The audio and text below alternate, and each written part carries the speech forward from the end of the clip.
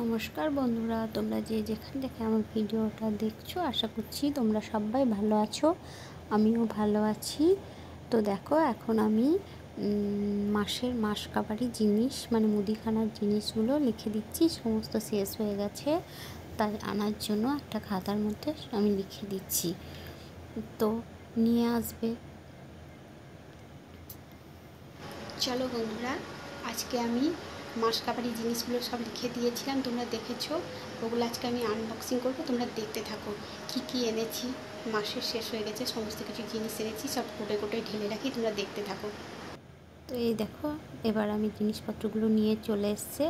এখন আমি সমস্ত জিনিসগুলো কৌটোর মধ্যে ঢেলে ঢেলে রাখবো। যেটা যে কৌটোর মধ্যে থাকে সেগুলো সমস্ত কিছু ঢেলে ঢেলে রেখে দেবো। তো বাজার থেকে কি কি নিয়ে এসছে বলো তো বন্ধুরা? চিনি, মটর ডাল, বরবটি, কলাই, মুগের ডাল, মুসুরির ডাল, পোস্ত, চিনেবাদাম, তারপরে ময়দা, আটা, হলুদ, লবণ, জিরে গুঁড়ো, ধনে গুঁড়ো, গরম মশলা গুঁড়ো, গোলমরিচ গুঁড়ো, সমস্ত কিছু নিয়ে এসছে। আমি সমস্ত কিছু কৌটোর মধ্যে ঢেলে রাখি। অনেকে কি বলো তো, এইসব বাজারের মুদিখানার জিনিস নিয়ে এসে দিনের পর দিন ফেলে রাখে, কৌটোর মধ্যে ভরে গুছিয়ে তোলে না। কিন্তু আমার আবার ওটা হয় না। সমস্ত কিছু সঙ্গে সঙ্গে আনলেই আমি একদম যেটা যে কৌটোই থাকে একদম ভরে তারপরে তুলে রাখি ঠিকঠাক জায়গায়। তো আজকেও আমি সেরকম সব জায়গায় ভরে তুলে রাখছি। তো আমি দেখলাম তোমাদের সঙ্গে এই ভিডিওটাও আমি শেয়ার করি, আমার মুদিখানা জিনিস আনবক্সিং করার। তো তোমাদের কেমন লাগছে আমার ভিডিওগুলো তো একটু জানিও, কমেন্ট, লাইক, শেয়ার করো, তাহলে আমার পরবর্তী ভিডিও বানাতে ভালো লাগবে। তো দেখছো, আমার প্রায় সমস্ত জিনিস ঢালা হয়ে গেছে, আর কিছুটা বাকি আছে। চিনিটা ঢেলে নিই। এগুলো মাসের প্রথমেই আমি আনি, তারপরে যেটা আবার শেষ হয়ে যায় তখন আবার আনি। কিন্তু মাসের প্রথমে আমি সমস্ত মুদিখানার জিনিস একদম লিখে নিয়ে চলে আসি প্রত্যেক মাসে। তো এই মাসেও সেরকম নিয়ে এসেছি। তারপরে যেটা শেষ হয়ে যায় তখন সেটা নিয়ে আসি। তো দেখো, এখন আমার চিনিটাও ঢালা হয়ে গেল। এরপরে বাকি জিনিসগুলো কৌটো ঝেড়ে নেবো। তো আর বাকি কয়েকটা জিনিস আছে ঢালতে, ঢেলে নিলেই হয়ে যাবে।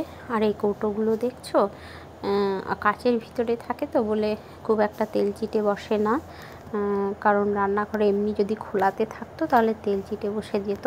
এগুলো কাচের ভিতরে থাকে বলে পরিষ্কার হয়ে আছে।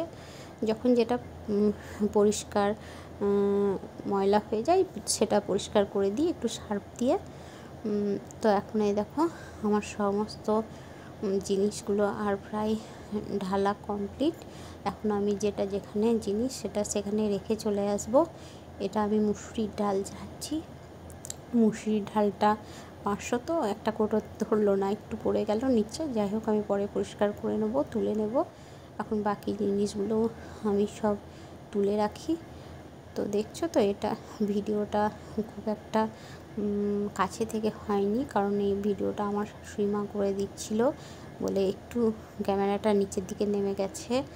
এবার আমি সমস্ত জিনিসগুলো কৌটোর ঢাকনা লাগিয়ে এবার তুলে রাখবো। আর এই দেখো, 2 প্যাকেট আটা, 2 প্যাকেট ময়দা নিয়ে আসা হয়েছে, আর লবণ। আর এই তো এগুলো দেখছো, প্যাকেটের গরম মশলা গুঁড়ো আর গোলমরিচ গুঁড়ো। পোস্তটা পরে কৌটোয় ঢেলে নেবো, ওটা বাকি থাকলো ঢালতে। এবার আমি রান্নাঘরে চলে এলাম।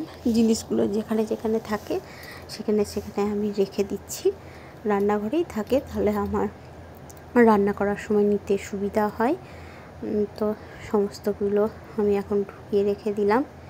আর এই দেখছো, রান্নাঘরের এই যে উপরের কাজটা, এটা মাঝে মধ্যে পরিষ্কার করে দিই আমি, তেল চিটে বসে রান্নাঘর তো। আর এই কৌটোগুলো কিছু হয় না, কারণ যেহেতু কাঁচ দেওয়া থাকে ওই জন্যে। তো আমার সমস্ত জিনিস এখন ভরা হয়ে গেল।